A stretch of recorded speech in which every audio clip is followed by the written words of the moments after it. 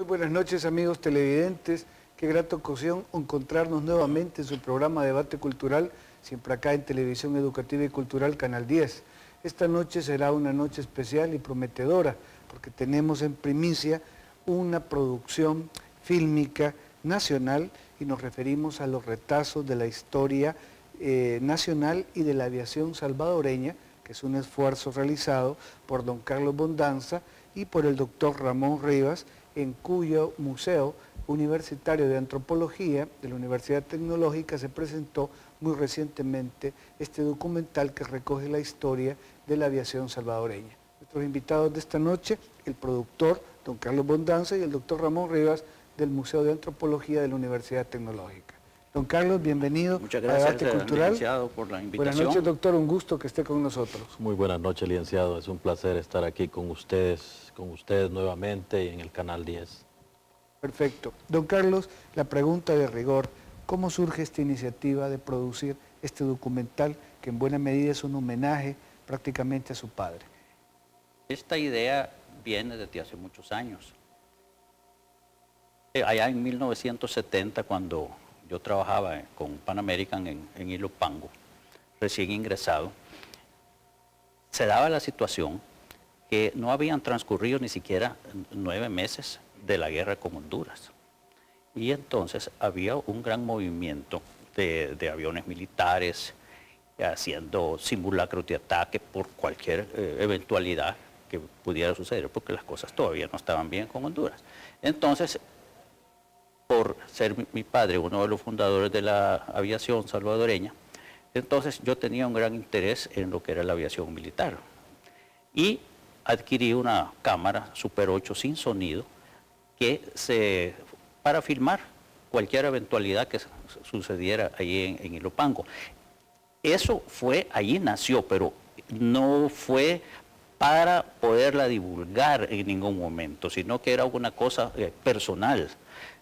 Posteriormente llegaban dignatarios a Ilopango, nacionales como extranjeros, y aprovechaba la oportunidad para filmarles a ellos.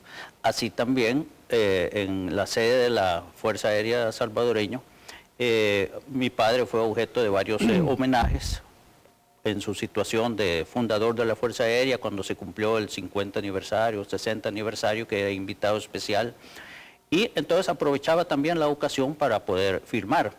A esto, amigos de la familia se dieron cuenta de que yo tenía estas películas y me fueron obsequiando copias de los que ellos tenían, que realmente eran unas joyas, eran verdaderas joyas de la cinematografía que aquí nunca se habían editado. Las tenían guardadas y encajonadas. Fueron filmadas de una manera espontánea. Espontánea, nada profesional, nada era profesional. Todo era carreras de vehículos ahí en Santana, luego incorporaban, por ejemplo, la toma de posesión del doctor Quiñones Molina, el 1 de marzo de 1923, que son invitados los aviadores italianos, Enrico Masi y Carlos Vila. Y así se comienza a formar este gran banco de datos que ha servido para determinado momento, el año pasado, y surgió la idea de que por qué no unir todos estos segmentos y hacerlo de una manera profesional, con sonido, adaptando las voces y la música de la época. Entonces dije yo, ¿quién más debe tener esto que el Museo de Aviación? Luego también le di una copia al Museo Militar, el Zapote, y en ese momento conozco al doctor Ramón Rivas. Aparece el doctor Rivas en escena. Ahí aparece ya, y platicando con él. Y yo había llegado por otra cosa, no estaba, la visita que yo le hice al doctor Rivas es por unas publicaciones que aparecen viajeros que aparece en Diario Latino. ¿Usted lo leyó? Yo lo leí, entonces yo tenía interés que si me pudiera ayudar él a encontrar algunos datos familiares de mis antepasados, que si tenía alguna información. Entonces ahí, en una de esas visitas que le hice yo, le comenté que yo estaba trabajando porque en este proyecto, que se me tardó 2 años en hacerlo. Y entonces el doctor amablemente me dijo, mira, cuando ya tenga este programa ya terminado, venga a visitarme y aquí vamos a ver si se lo podemos difundir. Y así es como que realmente el doctor Rivas, la universidad, ha sido ha sido la institución que ha promovido este proyecto, y que no necesariamente fueron las instituciones militares a quien iba dedicado, sino a una institución civil como la Universidad Tecnológica. Perfecto. Doctor Rivas, no nos sorprende que sea una institución civil, probablemente por el enfoque histórico, antropológico del documento, que en mi opinión excede puramente lo político o lo ideológico, sino que va más allá y se convierte en un valioso documento cultural. Si nos puede comentar un poco el encuentro con don Carlos también y la actividad que tuvieron recién pasada de presentación del documental ante la sociedad pues, cultural salvadoreña. Bueno, don Carlos lo acaba de decir, hace algunos 6, 7 meses él se presentó al museo y hablando de otras cosas, como él muy bien lo ha dicho, sale a relucir el tema del trabajo que él venía realizando desde hace algún tiempo. Hay que agradecerle a don Carlos lo que se ha visto y lo que ahora tiene el país, porque si bien es cierto, solo son 3 copias las que existen, es un trabajo que tiene que ver con la historia, pues, y la historia cultural, un segmento de la historia cultural de nuestro país, ¿no? ¿Había visto usted imágenes, perdón, de Alfonso Quiñones Molina, pues, del general Martínez, pues, tan vívidas como aparecen? Había visto, sí, pero así, a la rápida, ¿no? Que es material que se ha difundido en alguna que otra película, pero sobre todo en algún documental. Pero lo interesante es que desde los 70 hay material inédito, que es por primera vez que se está presentando en el país y que es, aquí está pues la persona que lo ha hecho, pues, y es algo tan curioso y a la vez tan interesante porque él tuvo la oportunidad de estar cerca pues de muchos acontecimientos en este país y él fue quien filmó esto. Entonces, el documental tiene, a mi juicio, diferentes connotaciones que le dan valor. Uno es porque es un valor histórico, cultural, ¿no? Y el otro es porque él mismo presenta retazos de la historia de este país.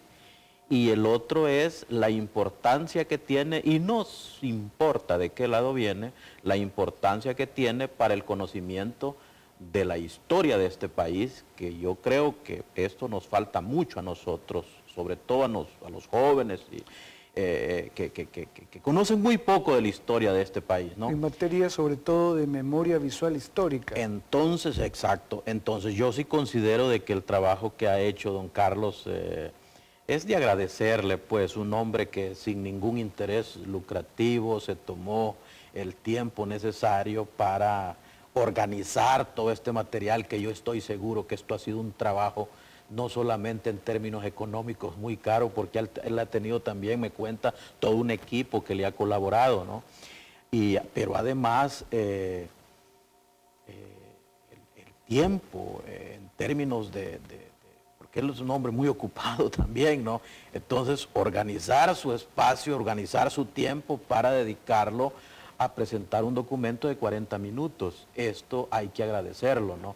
Entonces yo creo que el presente y las futuras generaciones tienen ya un documento de referencia que viene de primera mano, pues no es algo que se ha ido a buscar archivos y todo. Naturalmente hay una parte que es muy histórico, ¿no? Que ha sido tomado, como él mismo lo acaba de mencionar, pero hay material inédito que si no hubiera sido el trabajo de don Carlos, nunca lo hubiéramos podido ver como hoy en una forma organizada se puede apreciar. Perfecto. Don Carlos, tenemos unos minutos apenas antes de que nuestros amigos televidentes puedan constatarlo, porque de lo que se trata es que conozcan también el producto. Claro. Quizás brevemente nos puede ilustrar cuál ha sido como la dificultad mayor que tuvo a la hora de realizar el ensamble, porque imagino que hubo cintas que quedaron fuera, fragmentos que tuvo que ir uniendo. Esa parte técnica fue de alguna manera difícil. Fue muy difícil. Fue muy difícil, en primer lugar, porque la mayoría de las películas, inclusive las que yo tomé ya de los 70 para acá, eran sin sonido. Entonces hubo que irle buscando la música adecuada, porque yo hice el libreto también.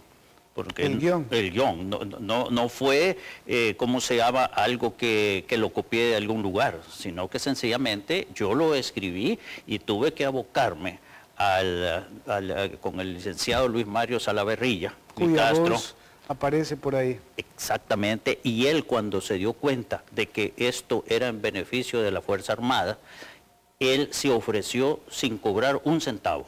Me dijo, si es para ellos, con mucho gusto. Y fue en Radio Cuscatlán, precisamente, donde fuimos a grabar.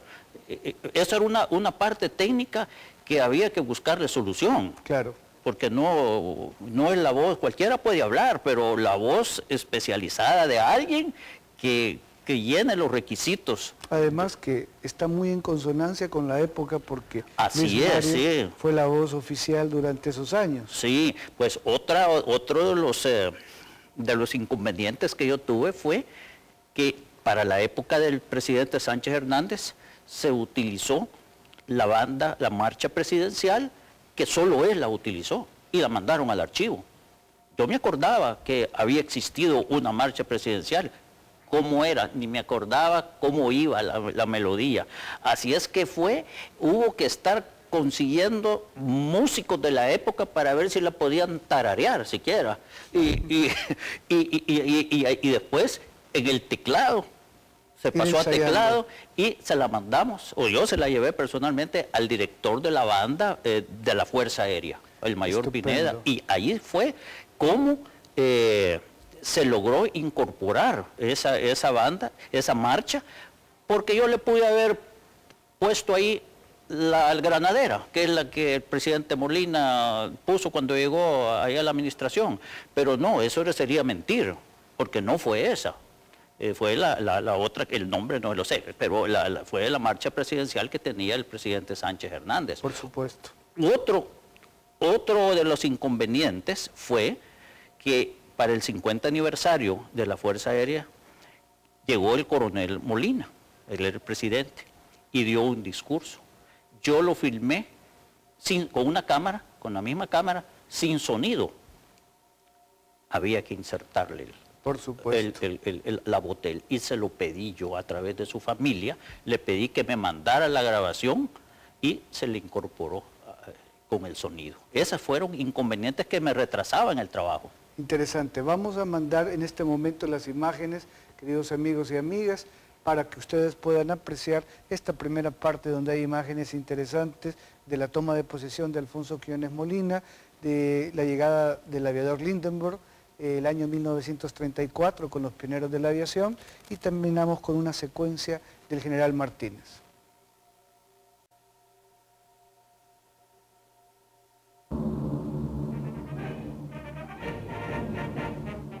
El 1 de marzo de 1923 se celebra la toma de posesión del gobierno del doctor Alfonso Quiñones Molina, evento para el cual fueron especialmente invitados los aviadores italianos Enrico Mazzi y José Villa. No, que esté archivada ahí y que nadie sepa qué es lo que pasó en estos años de la historia. Es necesario que el pueblo, que la gente sepa de las actividades del gobierno, de la aviación de esa época, porque aquí hay una historia de la aviación desde los primeros aviones, pasando por los años 50, 70, los los últimos aviones que tiene la Fuerza Aérea.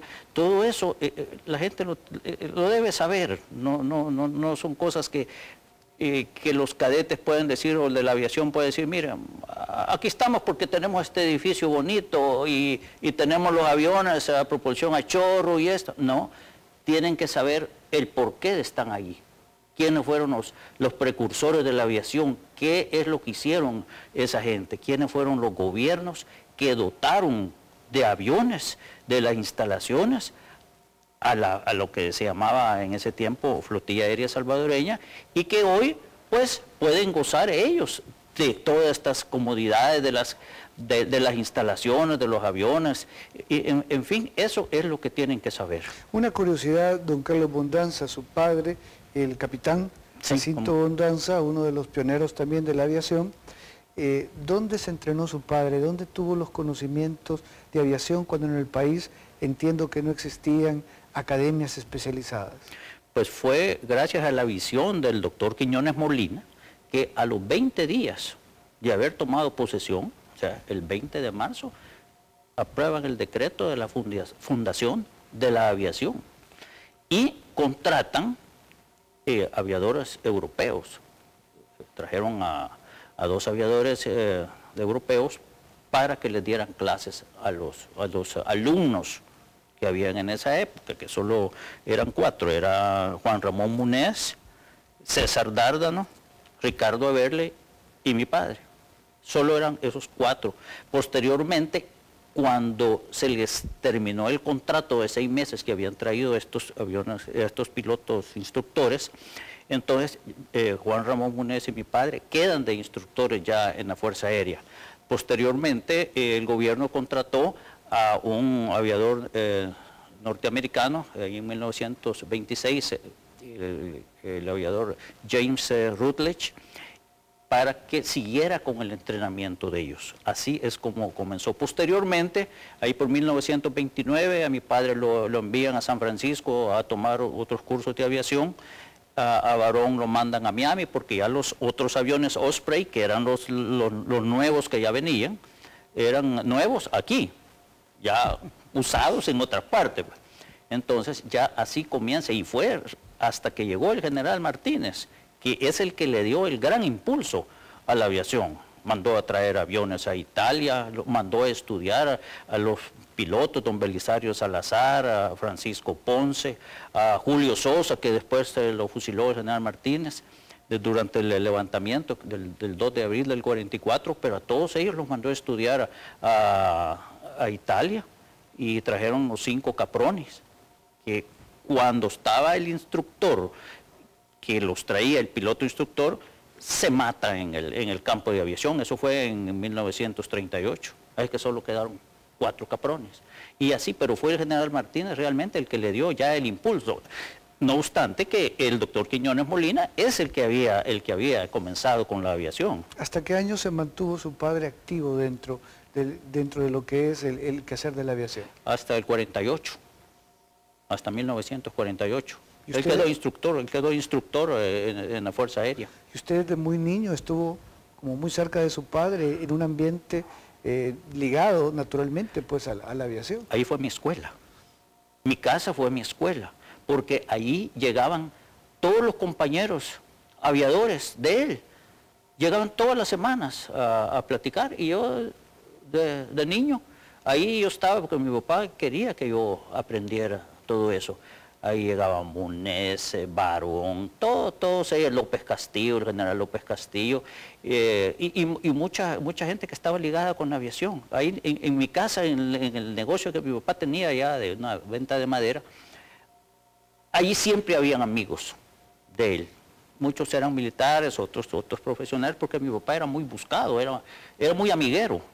Entonces ahí llegaban a buscarlo, y yo estaba atento ahí todo lo que estaban platicando, más lo que pues él me contaba, y yo lo acompañaba cuando había cualquier acto que lo invitaban a él. Por ejemplo, durante la administración del general Bustillo ahí en la Fuerza Aérea, los 11 años que estuvo ahí en la Fuerza Aérea, todos los años era invitado especial y era orador, y como se ve en uno de los pasajes aquí del video. Claro, hay un reconocimiento que su padre recibe, entiendo, hacia los años 80, con motivo del 50 aniversario de la aviación, de la fundación de la aviación salvadoreña, y otro homenaje también durante la administración del ingeniero Duarte. Sí, correcto. El primer homenaje que yo me di cuenta fue en 1973, cuando cumple 50 años la Fuerza Aérea. Luego, después, y estaba el presidente Molina de presidente. Posteriormente, en 1983, cuando se celebró el 60 aniversario, estaba el doctor Álvaro Magaña de presidente. Pero había un problema militar aquí, que los mandos se habían dividido. Estaba el general García, que era el ministro de Defensa, se había, tenía problemas ahí con el coronel Ochoa Pérez, que no quería obedecer las órdenes y de traslado a Washington. Fue la rebeldía en Sasutepeque. Sí, cómo no. Y entonces el alto mando no llegó a la recepción de, ¿cómo se llama? Porque fue precisamente el 10 de diciembre, que en medio de esa efervescencia que tenían, y el ejército iba a tener dos frentes. Uno pues a nivel nacional y con insurrección, y la otra dentro del mismo ejército. Entonces no llegó ni el presidente ni el alto mando, así es que dentro de los jefes que llegaron allí tuvieron que incorporarlos a la mesa de honor, y así fue como así, y de una manera improvisada. Fue se conmemoró el 60 aniversario de la Fuerza Aérea. En el documental aparece el ingeniero Duarte y el viceministro de Defensa de Seguridad Pública de ese tiempo, el coronel López Nuela. ¿Eso es con motivo de algún acto en particular también? Sí, cómo no. Eso fue cuando se inauguró la Escuela de Aviación, la actual Escuela de Aviación Capitán Reinaldo Cortés, que es uno de los héroes nuestros de la guerra con Honduras, que lo derribaron, y entonces en honor de él es que se fundó la Escuela de Aviación. Pero aprovecharon ahí el mayor Koenigsberg para mencionar quiénes habían sido los primeros alumnos de la aviación. Por eso es que menciona al coronel Munez y a mi papá. Doctor Rivas, indudablemente con don Carlos podemos pasar mucho tiempo conversando, y es una conversación agradabilísima sobre temas pues, de la historia militar y sobre el tema en concreto de la historia de la aviación. Como antropólogo, como hombre ligado a la cultura, ¿cómo dimensiona el aporte de este tipo de documentos de memoria histórica, doctor? Más allá de la cuestión ideológica y política de su momento. No, es que eso hay que dejarlo por un lado. Si vamos a hablar de la academia, si vamos a hablar del conocimiento, de crear conocimiento, el conocimiento también se crea por medio de la historia, ¿no? De hechos concretos de la historia, que es una herramienta de primera mano. Entonces, yo sí considero de que hoy en día determinados pasajes de la historia, y en este caso de la historia de la aviación, se buscan como pan caliente.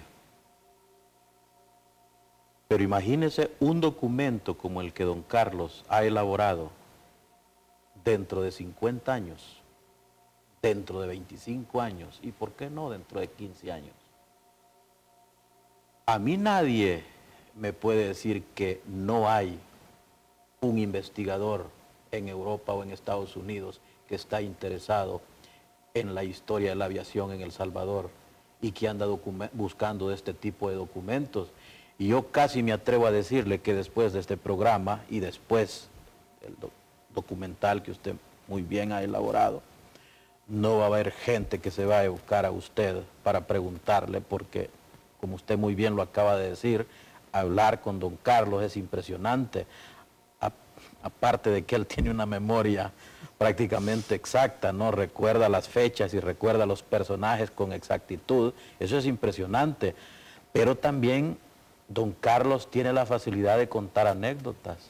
Lo que él no cuenta, por ejemplo, es que haciendo o filmando casi se va a la cárcel, o a lo mejor casi hasta se muere, porque en el tiempo de la guerra con El Salvador y Honduras, él me contaba de que estaba filmando y pues lo acusaron de espía.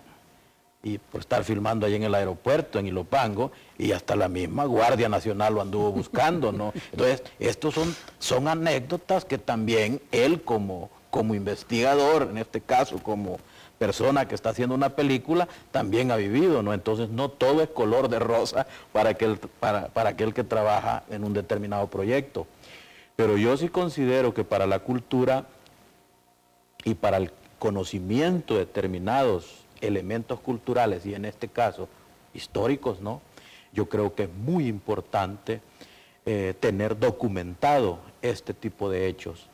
Y falta mucho que escribir sobre la historia militar en este país, sobre todo sobre la historia de la aviación. Sobre todo, doctor, que los protagonistas, la gente que ha estado muy cerca de estos procesos, es interesante que cuente su versión. Cuando unos y otros son capaces de compartir desde su óptica personal, digamos, los hechos vividos a través de los días aciagos que ha pasado el país, creo que estamos haciendo país, que estamos construyendo una mejor sociedad. No, y yo creo de que el país ha vivido por muchos años una situación muy polarizada, pero a medida que el tiempo va pasando, es como que vamos teniendo mayor oportunidad, no solamente para redimensionar todo un acontecimiento histórico, hasta cierto punto, en determinados momentos de la historia, hasta macabro en este país, pero vamos teniendo la oportunidad de ver ese fenómeno histórico, naturalmente, desde un punto de vista objetivo. Y esto es importante para la academia. Y cuando yo me refiero a la academia, me estoy refiriendo a la universidad, a las universidades que crean conocimiento, que su misión es esta, ¿no? Entonces, yo creo que nosotros como Universidad Tecnológica de El Salvador, y en concreto como Museo Universitario de Antropología, bueno, nos sentimos muy honrados que don Carlos Bondanza tuvo a bien acercarse y decir a nosotros, mire, están interesados en este trabajo que yo estoy haciendo. Yo no soy alguien que vaticina, pero estoy seguro de que muchos en el futuro, y por qué no ya, van a estar o están agradecidos con el trabajo que usted ha hecho. Y se lo digo porque en el documental hay determinados momentos, sobre todo a partir de 1970, cuando usted mismo es la persona que filma, que son inéditos. Y hay muchos que los buscan, me refiero a investigadores, que los buscan con lupa estos acontecimientos. Y usted lo ha sabido hacer. Por supuesto. Don Carlos y doctor Rivas, el tiempo ya nos ha corrido y queremos ofrecerle a nuestros amigos televidentes esta segunda parte del fragmento que hemos seleccionado de su documental. Le quiero agradecer de la manera más expresiva que haya estado con nosotros. Cómo no, licenciado, muy fino. Y yo quisiera aprovechar la ocasión para que personas que así como yo estamos en posesión de este material, que lo tienen en situación privada, que lo hagan conocer, inclusive a través de la misma universidad tecnológica, que se aboquen y que presenten que se olviden de que puede ser un negocio, porque la historia no es un negocio, que se aboquen a la universidad. Allí yo con mucho gusto trabajaría para poder ampliar digamos, primer video que se ha hecho, porque yo creo que la historia nacional es más grande. Claro, se puede enriquecer. Se puede. Muchísimas gracias, don Carlos. A sus órdenes, muy amables. a sus órdenes. Igualmente, doctor Rivas, un gusto. Estamos para servir al licenciado. Y a ustedes, queridos amigos y amigas, agradecerles la sintonía, siempre con el programa, desearles lo mejor y los dejamos